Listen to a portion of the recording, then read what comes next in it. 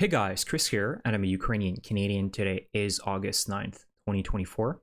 And let's get to the news happening in Ukraine and Russia. And we'll go over Russia because the special military operation in Russia is continuing, and the Ukrainians continue their offensive with major gains, even in the last few hours. So today we had the pleasure, and I had the pleasure, of watching the video that was shared by the Ukrainian armed forces of their strike on a Russian convoy meant to help the Russian soldiers, the very few of them remaining in Kursk. So an entire Russian convoy was obliterated by Ukrainian forces with HIMARS missiles today, close to the city of Rylsk. So the Ukrainians confirmed that they used the HIMARS GMLRS rockets, and a convoy of about 20 military trucks was annihilated by the Ukrainians. Very few survivors, and locals that were filming this convoy, you could see just dead bodies all over the road. And this is a huge major defeat for Russia. This was supposed to be some sort of like supportive convoy meant to reinforce the Russian presence in Kursk, but they've been completely obliterated. So this was a pleasure to watch and gave me flashbacks of 2022 in Kiev and other regions where Ukraine was just destroying Russian convoys with Bayraktars and other drones. Additionally, now officially Ukraine is controls fully the city of Sudzha. So this is the very first city where Ukraine attacked in Kursk, and not too far away from the border with Ukraine, about 10 kilometers. And it's been confirmed via a video today by the Ukrainian forces that they are in full control of the city, and the Russian soldiers have fled Sudzha as well.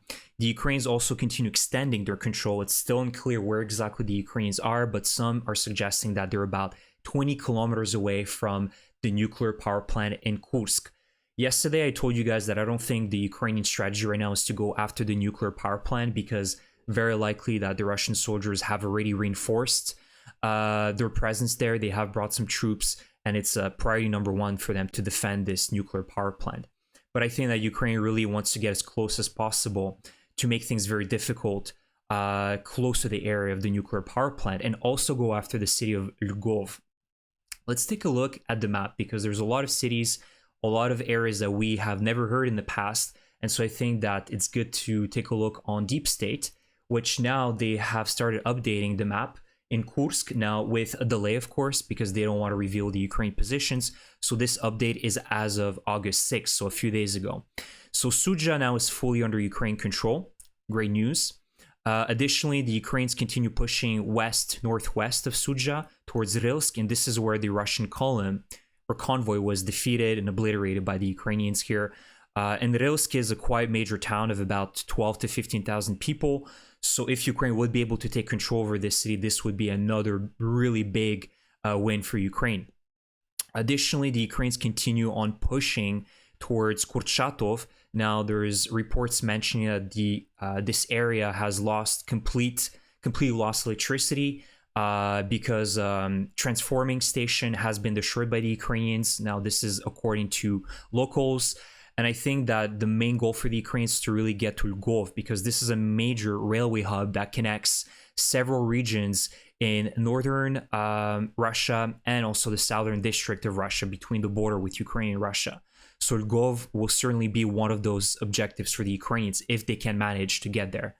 Of course, one of the main objectives for Ukraine is to capture as much territory as possible, but it's also capturing it in a feasible way. You don't just want to rush through things and not have enough supply lines and logistics where you wouldn't be able to resupply these soldiers that are just pushing through. So Ukraine needs to do a very smart advancement, which is what they're doing. So this kind of gives you an overall idea of what's going on. Of course, Deep State hasn't updated any of the last few days, because we don't exactly need to know where Ukraine is. But overall, things are really going well. And pro-Russian Telegram channels are mentioning that now Ukraine controls over 300 to 400 square kilometers of Kursk, which is getting very close to all the gains that Russia has made in Ukraine since 2024. And this is in 4 days. So Ukraine has gained, in 4 days what took Russia almost 8 months to take. So, and thousands and thousands and thousands of dead soldiers. So this is a huge win for Ukraine, and the Russians are in complete denial. Many of them are saying that this is not happening, or many of them are just shocked and stunned.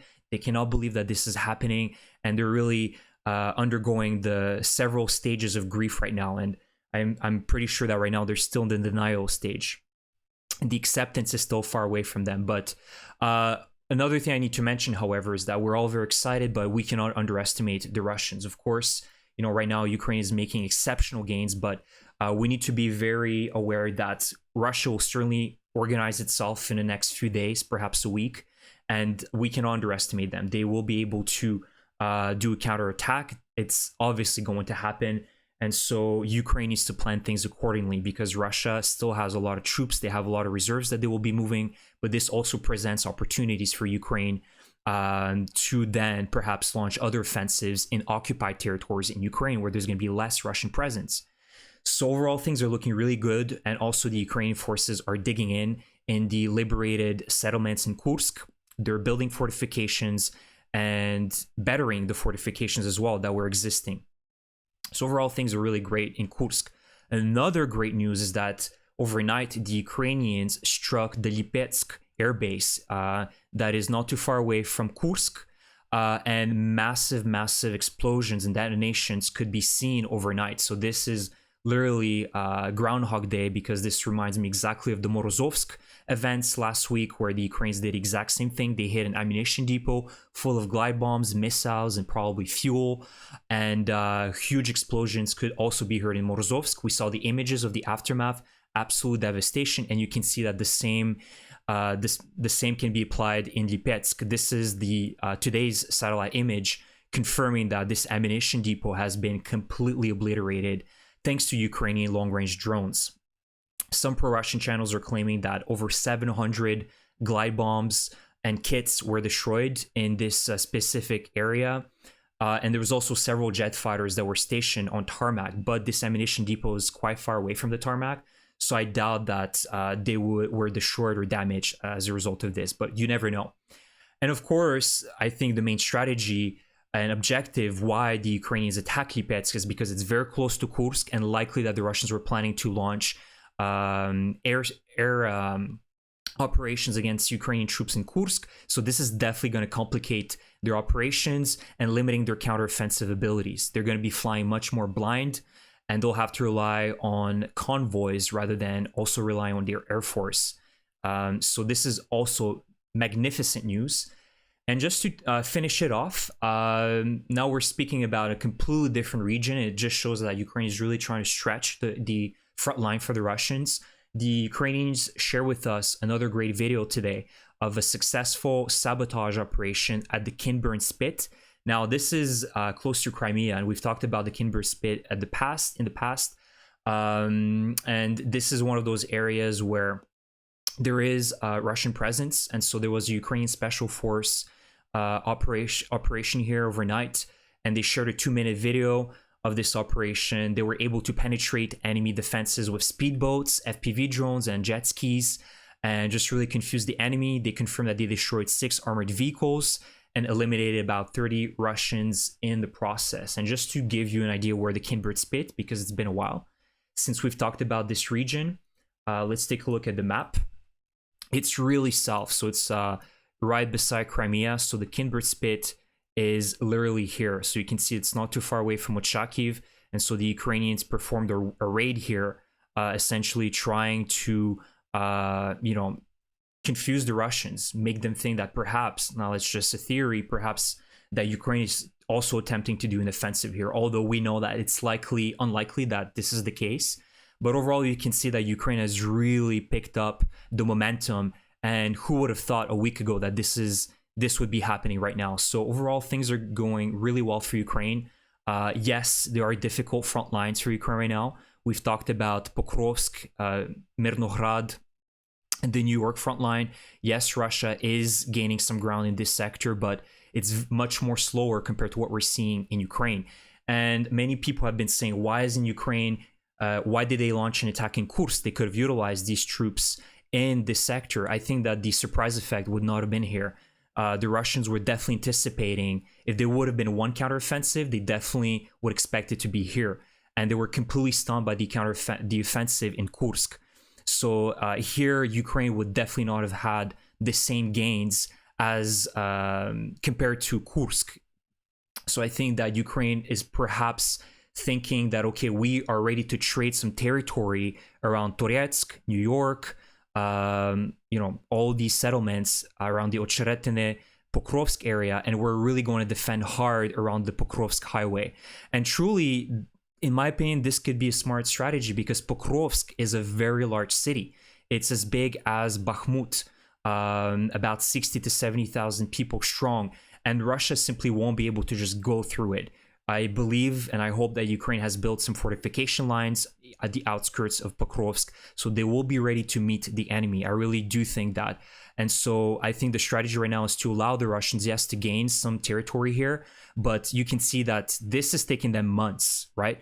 And for Ukraine, this type of territory, they gained it in 4 days in Kursk. So, it's up to you to decide if you think this is a smart strategy. I think it's bold. As I've said many times, the element of surprise is extremely important, and Ukraine now is dictating the narrative, the battlefield right now, because Russia will have no choice but to transfer reserves from other front lines. And indeed, we have confirmation that the Russians have started transferring some of their troops in the Vovchansk, northern Kharkiv area to Kursk to reinforce their defenses here. So this is definitely helping the Ukrainians, in my opinion, and destabilizing the Russian forces. So that's the video update for today, guys. I'm going to try to make a video Sunday. Tomorrow I'll be MIA, although there will definitely be many more updates.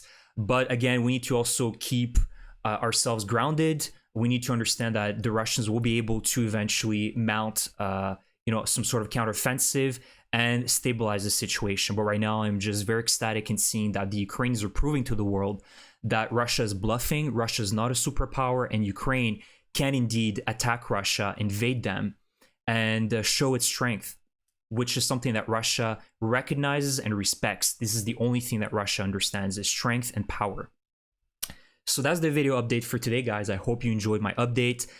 Subscribe to my channel if you enjoy my content. Leave me a comment about any of your thoughts about the topics I covered today, and like my video. Thank you so much. Slava Ukraini!